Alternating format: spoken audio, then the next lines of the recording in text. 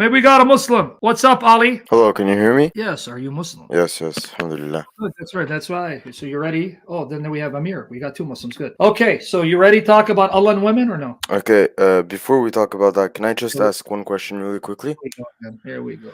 Okay, What's the so name of what's the name of the session? okay, yeah, I know it's Okay, for are we ready to talk about Allah and how He treats women, or are you gonna go off tangents? So let me know if I'm wasting my time. Okay, go ahead, go ahead. Okay, so you sure you're a Muslim? You believe in the Quran? Yes, I'm a new convert, but yes. Oh my goodness, you converted from what? Well, I don't know how I believed in God, but I didn't believe in religion. But what was your background?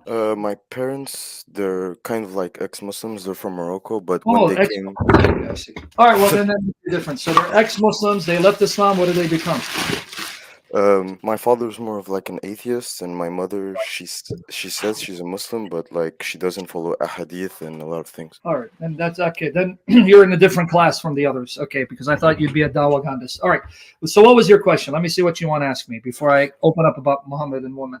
Okay, so my first question, I saw a video on TikTok where you were talking to someone, and I Yeah. forgot the ayah, but I think it was from Surah Al-Imran, where Allah Azza wa Jal said that if you would have asked the Prophet for forgiveness, he would have Yeah. had prayed for your forgiveness. So you That's Surah said, An-Nisa.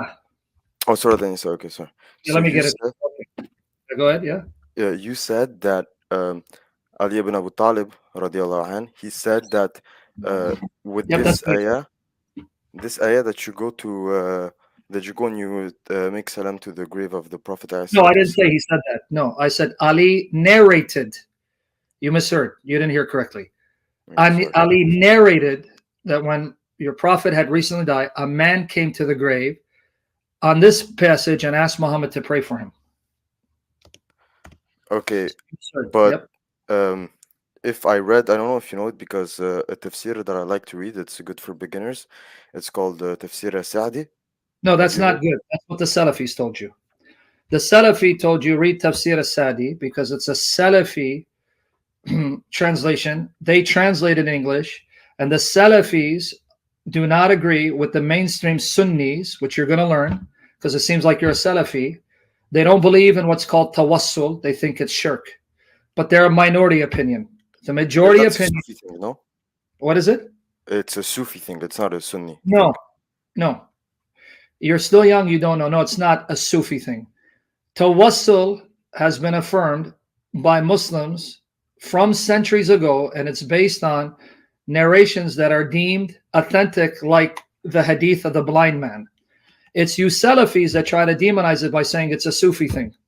So, no, I'm aware of what you believe. You're a Salafi. No, you believe that tawassul is shirk, and I agree with you, but not because your prophet didn't teach it. He taught tawassul. So that's why we consider you guys pagans. We don't consider you guys true monotheists. You are pagans, especially when you kiss the black stone. But even forget that hadith. So this tafsir Saddi, you want to go with him, but you don't want to read what Ibn Kathir says about chapter 4, verse 64, where he narrates from Utbi that a man went to the grave on the basis of this passage. And even Darus Salam, to show you how dishonest you Salafis are, Darus Salam, when they translated Ibn Kathir in English, that hadith of Ibn Kathir, they didn't include in the English, even though it's in the Arabic. They didn't include it in English because that's how dishonest the Salafis are. Because they believe in a certain understanding of Islam, which rules out tawassul, wasila. Okay, but since you're a Salafi, let me engage you. I hope you're not going to flash me on the camera. Forget about the hadith of Ali. Chapter 4, verse 64, the Quran is a message for people to the all generations till the end of the age.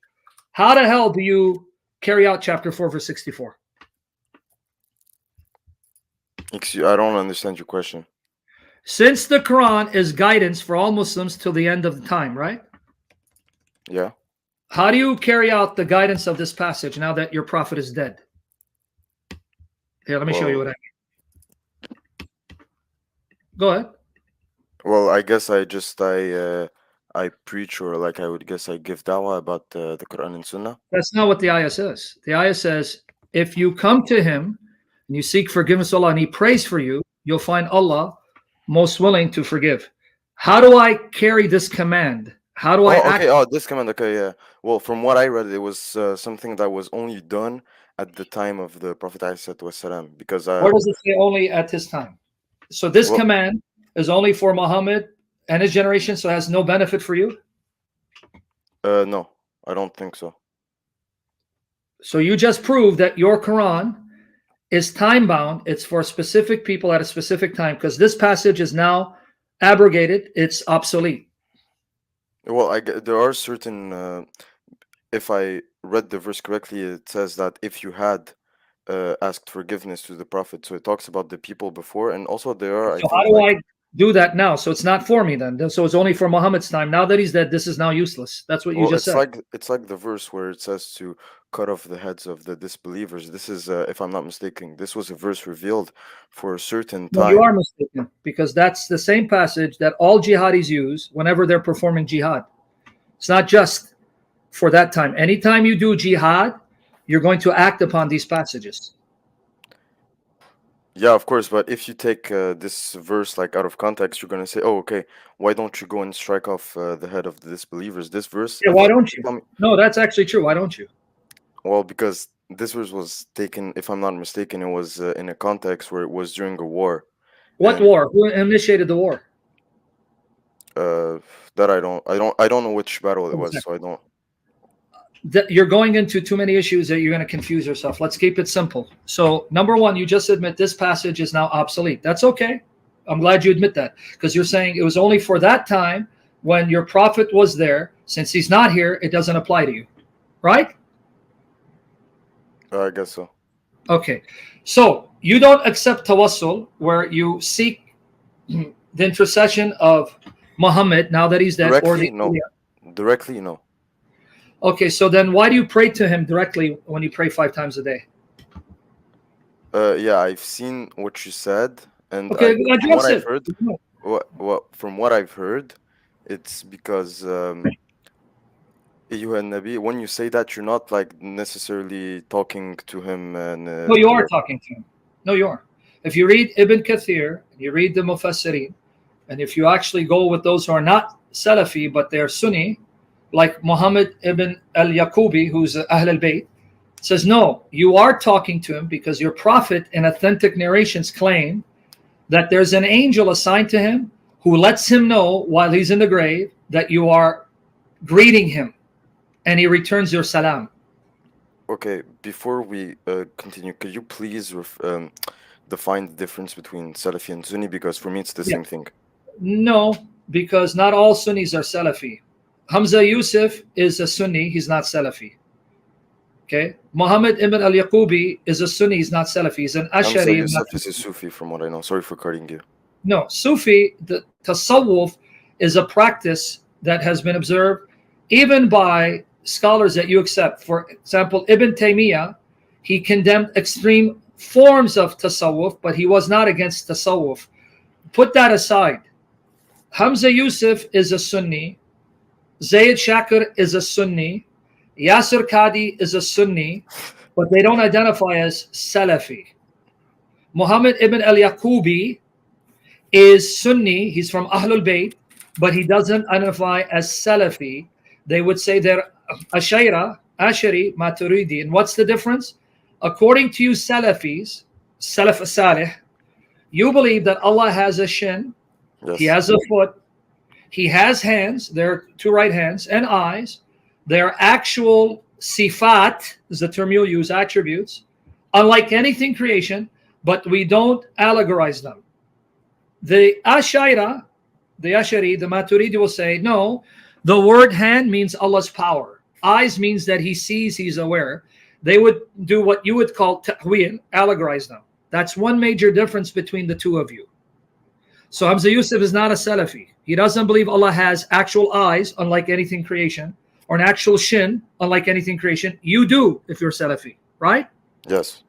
Okay, so since you're a Salafi and you just converted, I need to ask you some questions, because you're always talking about the Trinity is not rational. I'm going to show that you're not rational. I'm going to show your view. So Allah has eyes. They're actual eyes, but unlike anything, right? Yeah, but he doesn't resemble his creation. But even my hands do not resemble that of a dog. Yeah, so his hands aren't like anything. But my hands aren't like any dog hands, even though there are other humans like me. My point is to tell me that Allah has hands that aren't like anything creation. You can say that of any species in creation. Human hands are like the hands of a dog. Human feet are like the feet of a gorilla. Any species, their body parts is unlike the body parts of another species. So Allah is species unique. He has his own hands, but they're unlike anything. But he has hands, right? Yeah. Are they right and left or two right hands? Two right hands. How many right hands? Two. Okay. So you believe your God has two right hands? No, not like this.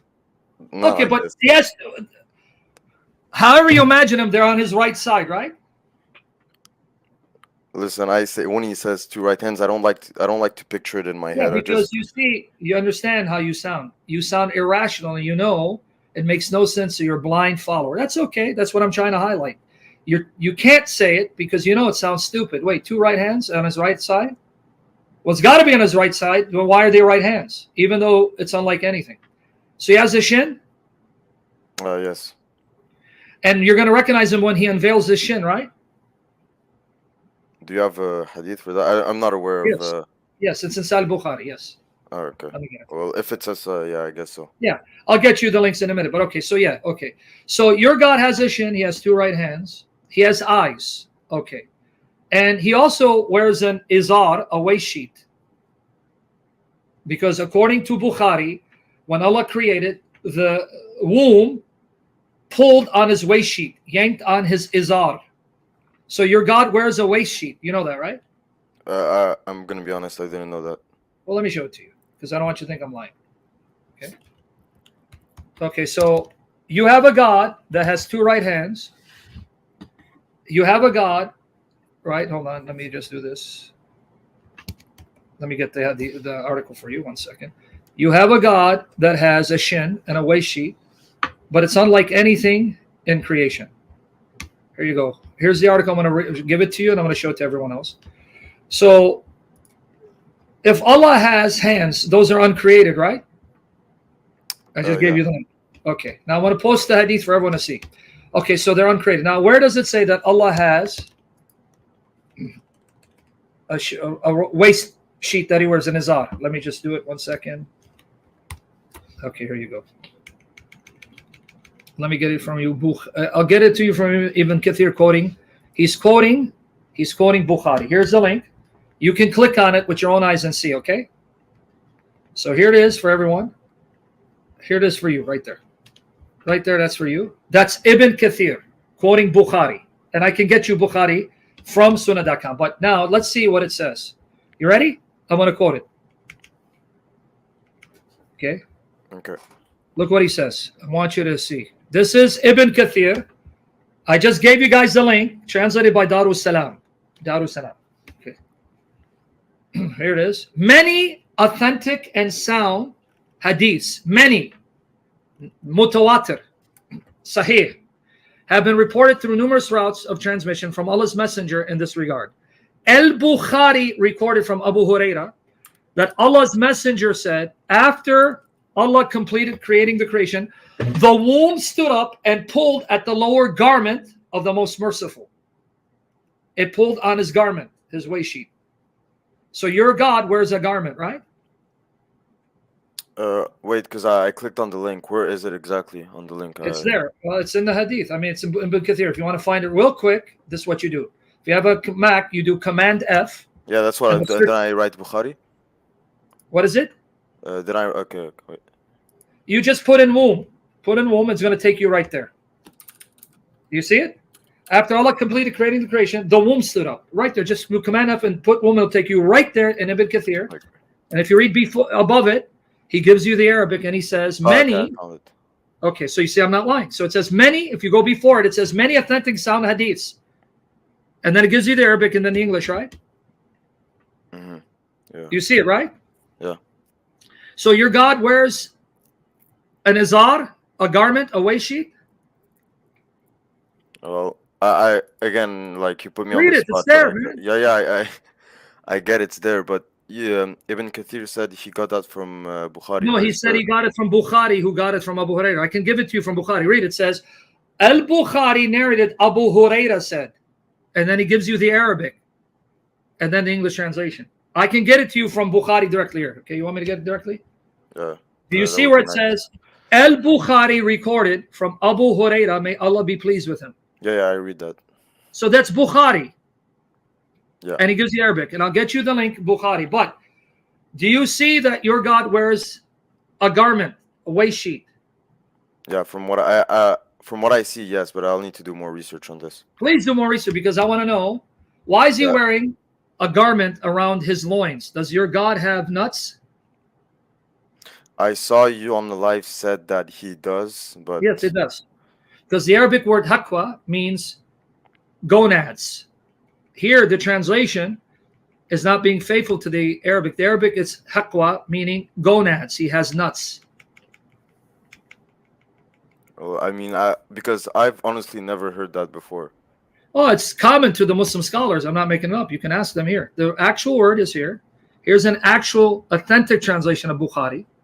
Abu Huraira narrated on the authority of the Prophet, when God completed creation, the Rahim stood up and seized the loin of the merciful, bi haqwa al-Rahman, haqwa, his loin, not his garment, his loin, his nuts.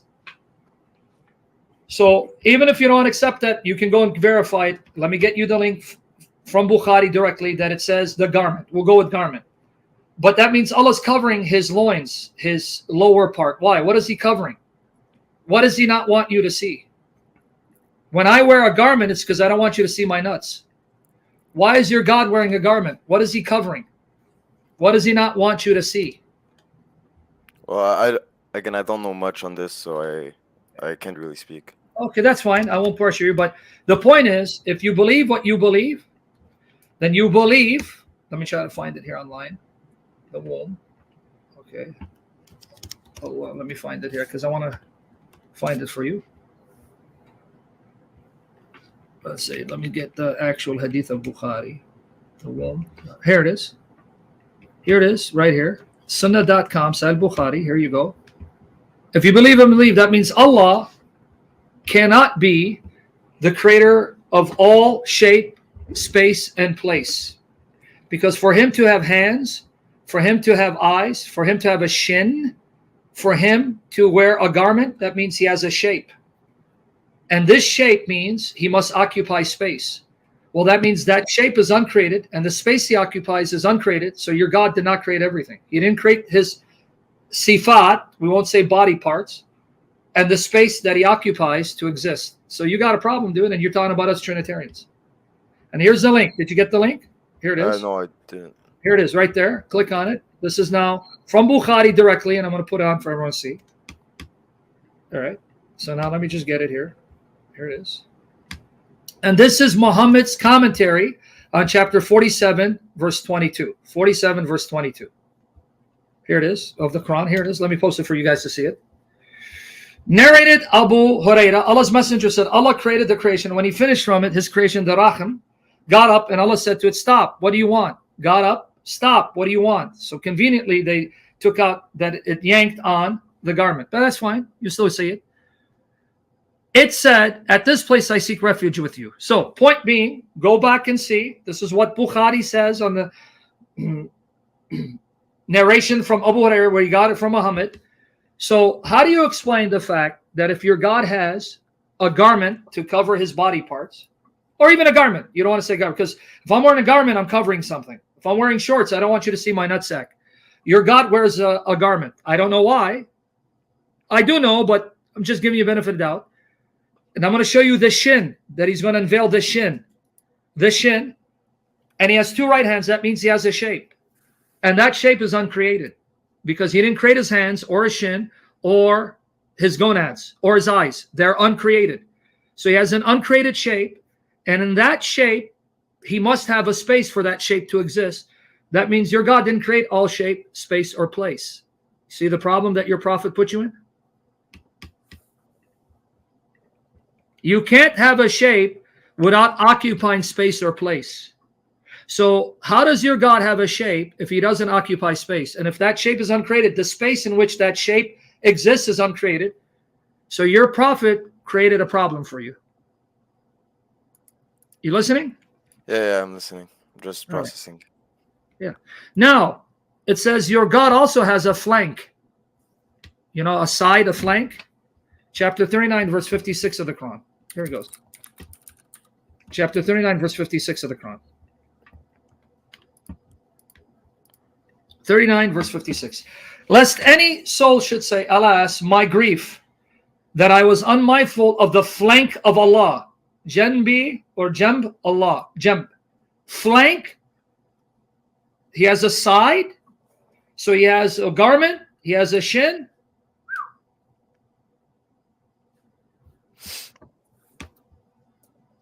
So you're from our perspective, if you're reading the comments, your prophet is describing Allah as a grotesque looking figure. Two right hands. And by the way, the Arabic word for eyes is plural. It's three or more. You know that, right? No, I didn't. Again, I'm new. Like that's okay. Take the article and go back and ask your sheikh. The word be here. Let me show it to you. Ask him. Say, what does here when it says, so wait patiently, Muhammad, for the decision of your Lord. Chapter 52, verse 48. Let me post it on the screen. 52:48. So wait patiently, O Muhammad, for the decision of your Lord. For verily you are under our eyes. Be ayunina. Ayunina means three or more. It's plural. So how many eyes does Allah have? Multiple, I guess. It's not dual. The dual is ayn. Ayn.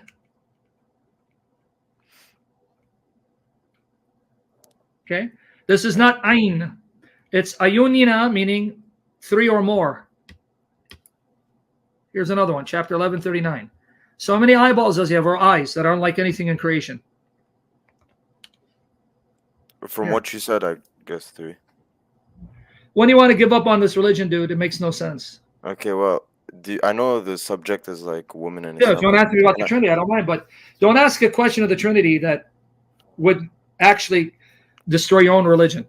Okay, so be consistent. If you have an argument against the Trinity that makes you reject the Trinity, make sure it's not an argument that I can turn against Islam, making you reject Islam. Be consistent. Well, go ahead. What's your question? I'm just like, and again, I know this is like a question you get all the time. Well, that's okay. It's kind of hard for me to understand how a God came down to earth and like. Remember I said don't ask that question? You know why? I'll tell you why. So you have a problem with God coming down to the earth, becoming man. Okay. But your Allah goes down to the lowest part of heaven. But without resembling his creation. He doesn't. But he still goes down, right? Yeah, but even the shin. Notice, take it easy, Ali. You're not saying anything. Allah still comes down, right? Yes. And Allah still has a shin, even though it's unlike any creation. So you're saying nothing when you say, well, it's unlike anything creation. I know that. But he still has to come down. Why does he have to come down? And why does he come down the third part of the night? Did Allah not know that there are certain parts of the world where it's night here, it's day there? I don't understand your argument for the third part. Why does Allah have to come down from above the throne to the lowest part of heaven, closest to the earth, to say, whoever now wants to pray and ask, I will hear. He can't hear from above the throne. Why does he have to go down? And isn't he going down into creation? Isn't heaven a creation? How does he enter his creation?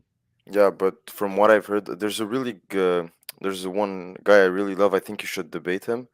His name is Shamsi. Oh, Shamsi, I'll destroy him. He's a joke. In fact, the Muslims have turned against him right now. He's a madkhali. No, he's not. No, Shamsi, I'll destroy him. I will bury. He's too stupid. I'm being honest with you. I've had a challenge. Live. What?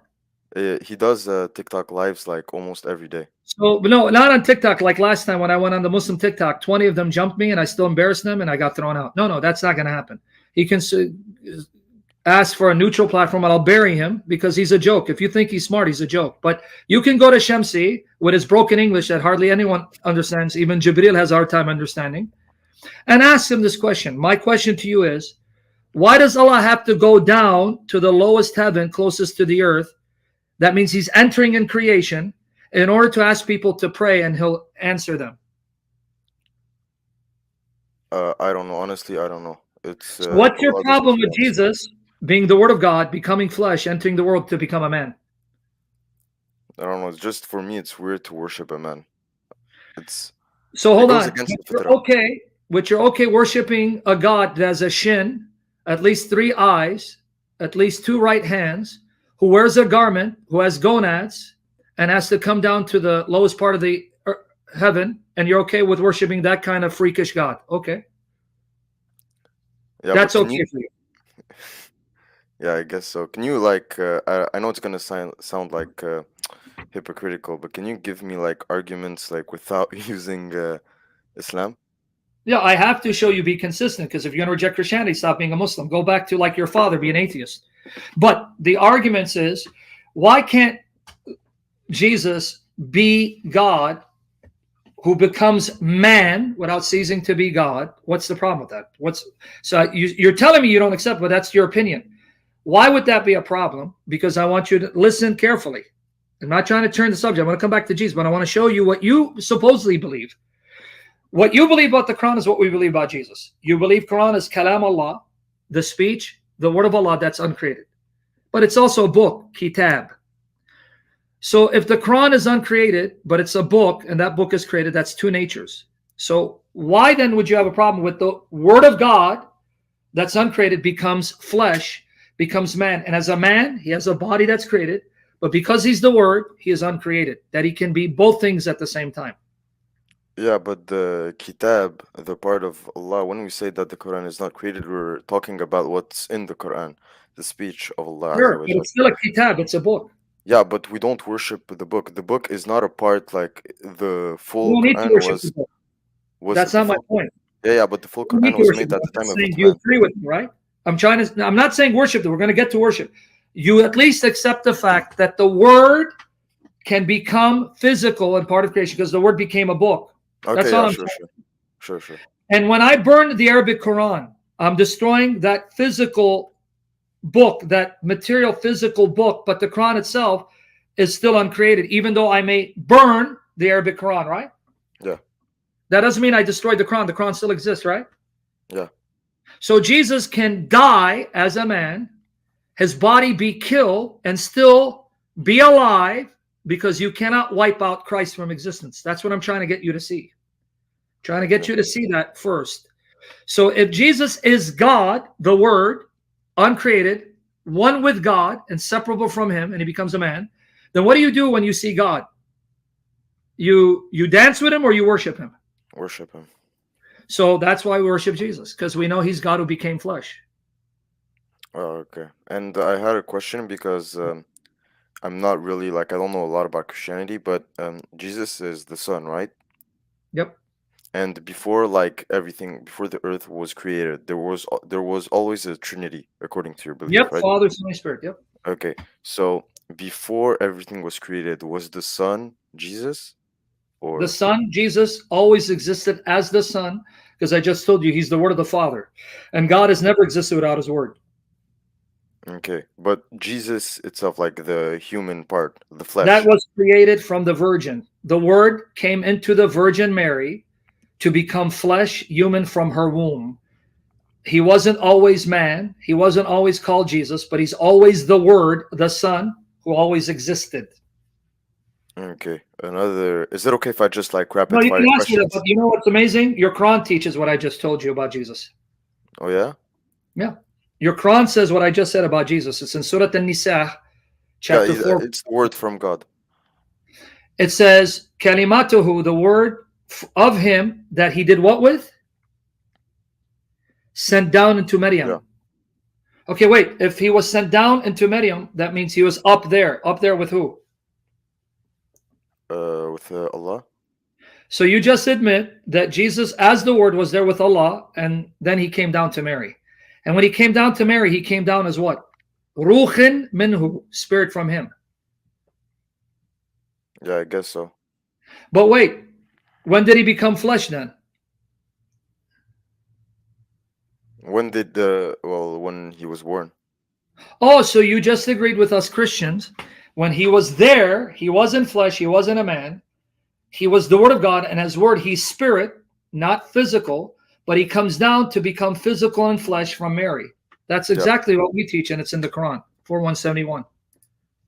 Without the aspect of him being a god. But my next Well, hold question. on, wait. If the word is uncreated, how many uncreated are there? I'll let you ask your questions. I just want you to understand. Think more deeply what you're saying. If the word is uncreated, how many uncreated are there? One. Well, I And know who is that one that's uncreated? Allah. But you just said the word is uncreated. But if only Yeah, Allah is uncreated, then what does that make his word? yeah, but from what I've heard, it doesn't say that Jesus is the word of Allah. It says that it's the word. Actually, no, never mind. But No, it does I'd say have that. to do research. No, in Sunni Islam, the two titles of Islam found in the Hadith is Kalimat Allah, Ruh Allah. Those are the names given to him in the Sunnah, because it comes from the Quranic ayat that says a word of Allah from him. So he's called Kalimat Allah, word of Allah, Ruh Allah. Those are the two names given to Jesus in Islam. And it comes from the Sunnah of your Prophet. I have all the references. So no, he is called that. But point being, if the word is uncreated and only God is uncreated, then the word has to be God, meaning divine. Like your word is human in nature, right? Sorry? You're human, right? So when your word comes out of your mouth, what kind of quality is that? Is that human speech? Yeah, So your word is human in nature, right? yeah, And when an angel speaks, that would be angelic speech, right? So it's angelic in nature, right? yeah. So then the word of God, what nature would it have if it's from God? God, godlike You got nature. it. So Jesus is God in nature, because if he's the word of God and God's word is not angelic speech or human speech, it's not created, then it's divine speech. So Jesus is divine, meaning God in nature. That's exactly what we teach. Okay, my next question would be, how come Jesus worships another God? He doesn't worship another God. He worships the Father because he's not the Father. But you sure you want to ask me that question, right? Okay, Yeah, let me explain it to you so you don't think I'm running. If Jesus is not the Father, but he's the Word of the Father, his Son that became flesh, and prayer is not just worship, it's communication. And Jesus is the perfect man. Do you want him to ignore the Father and not speak to him? oh, okay. I thought when he was worshiping him, it was like, for example, like acknowledging that he was better than him, that the Father was better than him in Better? some way. No, never better. There's never better. He is one with the Father, equal. And to use an analogy, but it's a human analogy, there's nothing like God. When you speak to your Father, you acknowledge your Father, not better than you, because he's the same nature as you, right? Yeah, but Are you the, less human than your Father? am I less, sorry, you might cut up. Am I Less less what? human? Are you less No, human than your Father? no, So then no. your Father cannot be better than you in nature because you're equal in nature, but he's Yeah, greater in authority, right? yeah, So you can be greater than someone in position, but equal to them in nature. So your Father, greater than you in authority, but you may be smarter than your Father, stronger than your Father, more wiser than your Father, more rich than your Father. But he's still your Father, and because he's your Father, he has authority over you, but you are equal in nature and value to him. yeah, So Jesus, being the Son of God, the Word of God, the Father has authority over his Son, but the Son has the same nature of the Father, and so is equal to the Father in nature and value. Don't confuse the two. okay. Um, my next, okay, so just rapidly, But does don't the wrap it up. Father I want to worship? talk to you, but can I ask you, and I'll let you ask your next question. You have a problem with Jesus, let's say, worshiping or praying to the Father, let's say, but you should know this if you follow me. According to your authentic tradition, even in the Quran, not only does Allah pray, but the Quran will actually come and speak with Allah, and the surahs of the Quran will come to Allah and argue with Allah to intercede for you who recite it. How's that possible? I don't How's know. that possible? I'll give you the hadith, but let me repeat what I just said.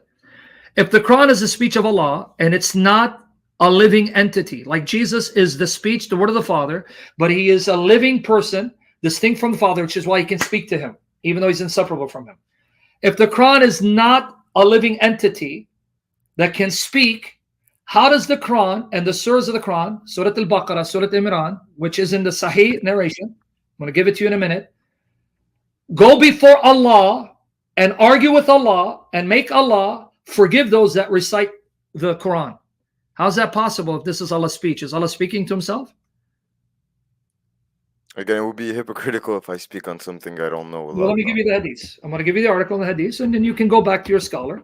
So you don't think I'm lying. It's in from Sahih Muslim and other narrations that are deemed Sahih. So let me give it to you. Hold on. So you can get there because all the hadiths are there, and then I link to it online. The Talking Quran, Uthman ibn Farouk's lies exposed. So here it is for the rest of you. Because see, what did I say? Never use an argument against the Trinity that can be used against the Quran if you want to stay Muslim. You can be an atheist, and then we have a different conversation. But I just sent you the link. You see it in the private chat? Yeah. Okay, now let me show you where it says from Sahih Muslim. Here it is online. Sahih Muslim. This is a Muslim website. Here it is. The chapters of the Quran will appear as flocks of bird, and they will make shifah, intercession, for those that recited the Quran. Here it is. I'm going to post it for everyone to see. So here it is. Watch here. So how does the Quran speak to Allah if the Quran is Allah's speech? Is that Allah speaking to himself? I don't know.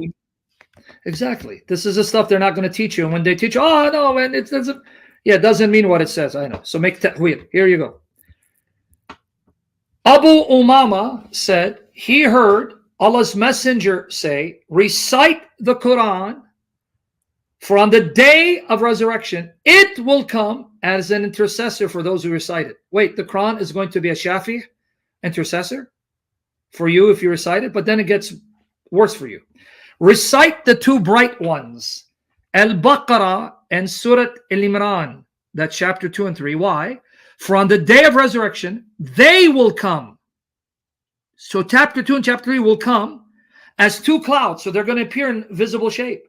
Or two shades, or two flocks of birds in ranks, pleading with Allah for those who recite them. Recite Surah Al-Baqarah, for to take recourse in it is a blessing, and to give it up is a cause of grief, and the magicians cannot confront it. So, how does the chapters of the Quran appear separately, and how do they appear in visible shape for you to see, and how do they speak separately from each other to Allah if it's all the speech of Allah? Yeah, I guess I'll have to show that to someone in my masajid. Yeah, show it to Shamsi, the guy who verifies this. But my point is, if this is true, and it is because it's Sahih Muslim, it's not Da'if, brother, Sahih Muslim. If this is true, that means each chapter of the Quran is living and conscious, and each chapter of the Quran can appear separately, and it can appear in a shape that you see these chapters. And that means if the Quran has 114 surahs, that means you have 114 uncreated living beings who can appear visibly and speak and argue with Allah. So how many gods do you have, dude? One. Well, No, because there are 114 surahs. They're uncreated because the Quran is uncreated. Each surah can appear visibly and speak. That's 114 uncreated living beings who can speak. And some of them will speak with Allah. That means if I do math, 114 and Allah, that's 115 gods or 115 divine persons. again, is it okay? Because I know like a lot of people want to come, but next, Here, can I give you my Skype? Here, what I want you to do. Take my Skype. Let me know when you're ready. Bring your questions about the Trinity. You and I can have a serious conversation, just you and me, for as long as you want. But I just gave you my Skype name. Let me know it's you. Okay. You see it? Yeah, I see it. I see it. Go take these articles, show them to your mom, say, are these authentic? And go online and find them. And don't just listen to responses. Watch my responses to those who tried to refute this, because I've debated them and I have it. Come and say, well, hold on, my brother in humanity. You said this, but this guy said this. Come this week, but let me know, and I'll make a session just for you. Mm-hmm. Can I Yeah, ask, but let me like, know it's you. yeah, can I ask another question? Yeah, go ahead. Go ahead. So my question was, I have a problem, not a problem in the sense like No, I have but you want something an that's hard explanation. to understand, Yeah. but like when I look at Islam, there are some values that I really like that aren't in like Christianity. For example, like women covering themselves like fully. I think that's something like, for example, people in like in United States, they mock like the niqab. And I think that it's very something beautiful, because Doesn't know. who doesn't want his woman to be fully Really? covered? Who wants to show And that's what you his think woman? makes it beautiful? Yeah. Okay, well, let me respond to that. Because you follow the Sunnah, you believe in hijab. There are people who are Quran only Muslims who say that's not what the Quran teaches. They say it's cover your bosom, not your head. But that's another debate. You looked at this one aspect and saying it's beautiful. But my topic today, which we didn't get into, is when I look at Christianity, the New Testament, and Jesus and Paul, and what they say about women, it makes me hate Islam. I'll give you an example. Can you, according to chapter 4, verse 34, if your wife is rebellious and you warn her, she doesn't listen, and you banish her, she doesn't listen, can you beat her? Yes, without causing injury. Well, that the Quran doesn't say that, and there are hadiths that a man bruised a woman, but put that aside.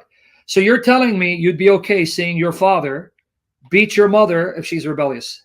And that's beautiful about Islam? Yeah, I mean, again, Be without honest. there's a, So if your father was a devout Muslim and your mother rebelled and he beat her, even if he didn't leave a mark, he slapped her. You're okay with that? I mean, in some sense, he's got to do what he's got to do. Oh, I see.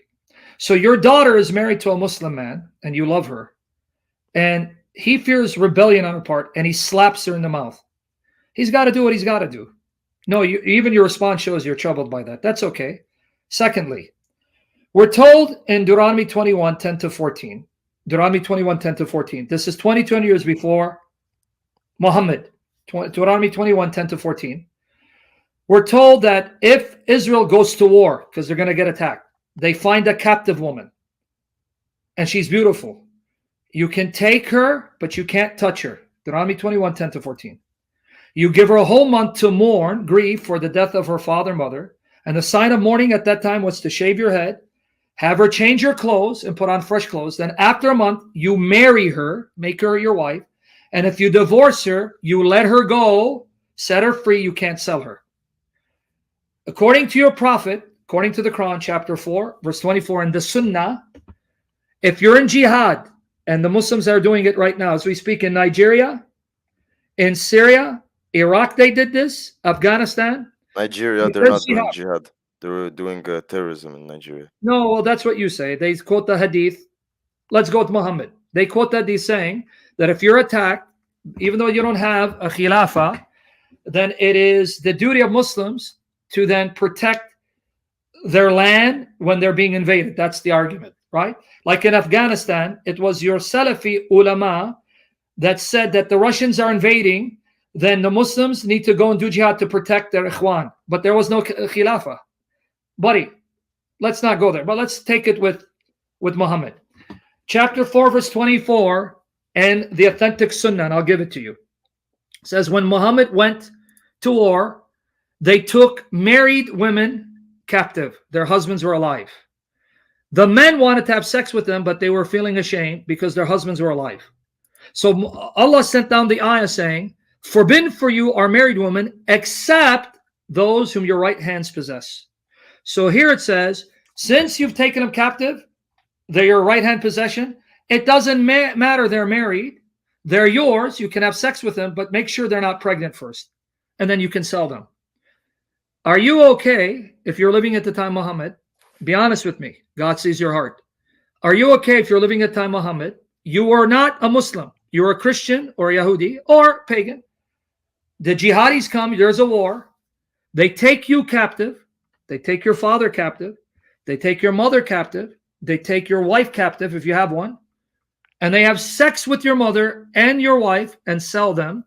Because once they capture you, you're their property. You okay that Muhammad did this? Well, I mean, if I pay jizya, will they still do it? Buddy, Muhammad did it to people at Autas. He had their women taken captive and he had them had sex with them. So if you pay jizya, good for you. Your women don't get raped. What I'm saying, would you be okay if you were there and Muhammad and his followers did that to you, to your mother and your wife? Be honest. I wouldn't Say it love again? it. I wouldn't like it. So then why are you a Muslim, dude? Give it up, man. Your prophet is wicked, brother. I'm being honest with you. So you say the things I like about Islam, but you ignore all the evil and filth. On top of one more I'm going to give you, which is nowhere in the Bible, because the Bible assumes a woman has to be mature enough to be married off. Your religion in chapter 65, verse 4, and I'll give you Hadith Bukhari, Muslim, and Ibn Kathir, talks about talaq, divorce. Okay? Let me show you. You don't have daughters, I do. I have a 13 or 11, may they outlive me. But if someone came to my 13-year-old or my 11-year-old and wanted to have sex with them, I'd be in jail for murder or he's going to have to kill me. But let me read to you. Talaq, chapter of divorce. It's talking about iddah. The iddah is the waiting period. If you marry a woman, you had sex with her, you divorce her, she has to wait 3 months. That's the iddah. If there's no sex, there's no iddah, no waiting period. And I'll give you all the hadiths and the scholars, you don't believe me, and I'll give you the article. But here, I want to leave you with this. Unless you want to talk more, it's up to you. Chapter 65, verse 4 of the Quran. And those of your women as have passed the age of monthly courses, they can't menstruate anymore, that's menopause. For them, the iddah, prescribed period, meaning how long must they wait if they're divorced to remarry, right? If you have doubts about their periods, it's 3 months. Now watch this. And for those who have no courses, they are still immature, who have not menstruated yet, have not had their periods because they're young girls who are premature. Their iddah is 3 months likewise. Your Quran says that you can marry girls, minors, who haven't had their periods, and have sex with them and divorce them, and they wait 3 months to be married again. Be honest with me before God. You're okay if a 54-year-old man writes a contract to marry a 9-year-old who hasn't had her period playing with dolls, and he sleeps with her and he penetrates her, then divorces her so that she can be married off to someone else. Would you be okay with that? Are you referring to Aisha's? I'm referring to this 65 verse 4 because it said it again. Whether it's Muhammad or not, we'll talk about Muhammad. You want me to show it to you again? Yeah, sure. Here it is, one more time. Here it is. Because you're saying the good things about Islam, but you ignore these evil things. Here it is, 65 verse 4. And those of your women as have passed the age of monthly courses, meaning they don't have periods in it because they're old. That's called menopause. How long do they wait to be remarried when they're divorced? For them, the iddah, if you have doubts about their periods, is 3 months. So they wait 3 months, then they get remarried. Now watch this part. Let me put it fully on the screen. Okay? Watch here. Let me do it fully on the screen. Hold on. So you can see it. All right. Okay. Here you go. Right here. The full 65 verse 4 of the Quran. Here it is. So you can see it. And for those who have no courses, who have not had their periods, why? They are still immature. They're young. They haven't had their periods. Their iddah, meaning how long they wait after they're divorced, is 3 months likewise, except in the case of death. So I'm giving you a scenario because it happens in Muslim countries, not only your prophet. And I'll give you what Ibn Kathir, Qurtubi, Bukhari, all of them say. Would you be okay if a 54-year-old man in Afghanistan married a 9-year-old who's playing with dolls, brought her to his house and had sex with her, only to divorce her later? Yes or no? In today's age, no. But wait, this is not only for today's age. I mean, it's not only for time Muhammad. This is a command, never abrogated. It's supposed to be carried out till the end, until Isa returns. So why are you saying in this age, no? Well, from what I've heard, you can't have relations, you can't consume the marriage until she has reached puberty. No, you heard wrong. That's a lie. There's nowhere in the Quran that says that or in the Sunnah. The condition, it says, you do not have sex with her if she can't handle penetration. Let me give it to you from your Salafi website, Islam QA. Quoting scholars, Nawawi, Ibn Hajar, and Bukhari. No, that's a lie. Whoever told you that. So again, since this ayah is for all Muslims to the end of the age. So again, you're trying to tell me become Muslim, but now you're telling me these commands are only for that time. So then forget about it. Would you be okay if a 54-year-old man took a 9-year-old and had sex with her in Afghanistan? No. You're not okay with it. So why do you follow Muhammad? Or So actually, if like because we talk about age, what I would say is if she was a woman who was mentally What stable. 9-year-old woman is a woman at 9 when she is psychologically premature? Okay, so therefore no. Okay, but your prophet did that with Aisha, and he How? has it in What the is your Quran. proof that she was psychologically immature? I mean, at Because that she was time you playing had with dolls, 16-year-olds leading wars. playing with dolls and on swings. How many mature women play on with dolls and play on swings? Okay, do you have any proof that Yes, at Sahih that Muslim. time, 1400 years? No, no, not that. I know she played with dolls, but You know you at are that now a time, dirty bastard. You know that, right? Now you just proved you are a dirty bastard because you want to justify that your 54-year-old pervert slept with a 9-year-old. And what proof I have? It says she was premature minor playing with dolls. So if you see a young girl playing with dolls, that's not proof that she's a minor. So go mount her with your erect penis. You see, now you sound like a sick, dirty bastard. no, no, because can you please like? I actually like the beginning because we're having like a respectful conversation. No, Can I I just? can't respect someone that will justify this pervert who's in hell mounting a 9-year-old. You're listening to yourself?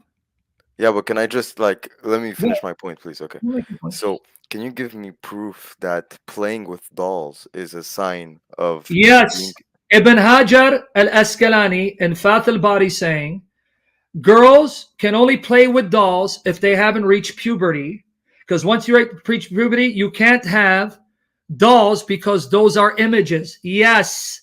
Ibn Hajar al Asqalani in Fath al Bari explaining why Aisha was allowed to play with dolls till she was around the age 14 because she was a minor who was a child, so she could play with images, which is haram in Islam for women who have reached puberty. Yes. So now you're going to condemn Muhammad? Again, it would be hypocritical if I didn't do research. Oh, but it wasn't hypocritical for you to say, well, can you give me proof? And I give you the proof. And now, well, it'll be hypocritical of me to say, Ibn Hajar al Asqalani, in his commentary in Bukhari, he says the reason why Aisha played with dolls when she was taken to Muhammad's home until she was 14, time of Khaybar, is because she was a minor who hadn't reached puberty. Do you have like any other of the ulama who have said Buddy, if anything? I have to convince you that your pervert molested a 9-year-old, you need to go, man. Keep following this religion. Okay, we'll talk later.